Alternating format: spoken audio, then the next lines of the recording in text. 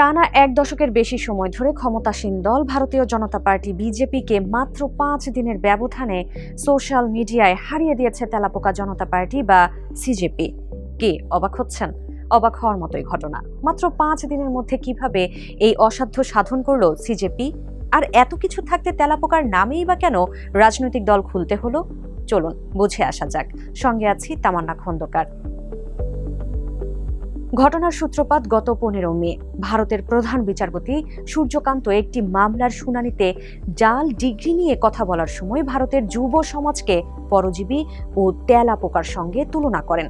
তিনি বলেন, তেলাপোকার মতো অনেক তরুণ আছে যারা কোনো কাজ পায় না। তাদের মধ্যে কেউ হয় গণমাধ্যম কর্মী, কেউ সোশ্যাল মিডিয়া অ্যাক্টিভিস্ট, কেউ বা আরটিআই কর্মী, যাদের কাজ কেবল সবাইকে আক্রমণ করা।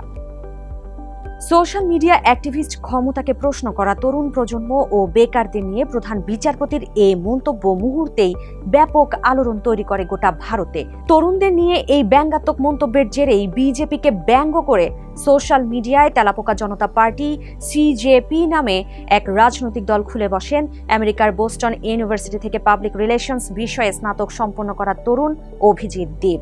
ক্ষমতাকে প্রশ্ন ছুড়ে দেন দেব, যদি সব তেলাপোকা একসঙ্গে হয় তাহলে কি হবে? সেই তেলাপোকারাই এখন এক হতে শুরু করেছে। দলে দলে এই তরুণ তেলাপোকারা যোগ দিচ্ছেন এই প্ল্যাটফর্মে।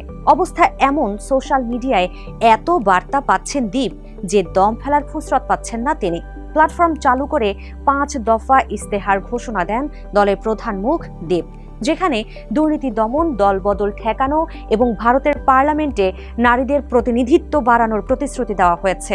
দলের সদস্য হওয়ার শর্ত দেওয়া হয় অলসতা, বেকারত্ব এবং সবসময় অনলাইনে থাকার অভ্যাস। আর সিজেপির সদর দপ্তর যেখানেই ওয়াইফাই কাজ করে সেখানেই। এরপর রীতিমতো সুনামি বইয়ে যায় পুরো ভারত জুড়ে। দলে দলে এই প্ল্যাটফর্মে যোগ দেন তরুণরা। 4 দিনের ব্যবধানে ছাড়িয়ে যায় মোদির দল বিজেপির ইনস্টাগ্রামের মোট সমর্থক সংখ্যা।